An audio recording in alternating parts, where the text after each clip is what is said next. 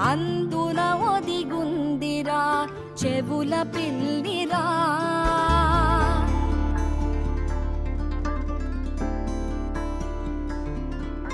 నీడ నీలి దీవిలో నీటి మీద మెరిసెరా ఆ వెన్నెల కాంతిలో కూర్మముందిరా.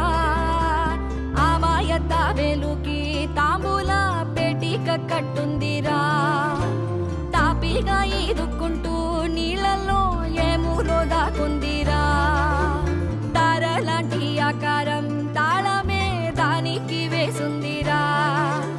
లెక్కనే పెట్టలేని ఒక్కలే అందులో ఉంది.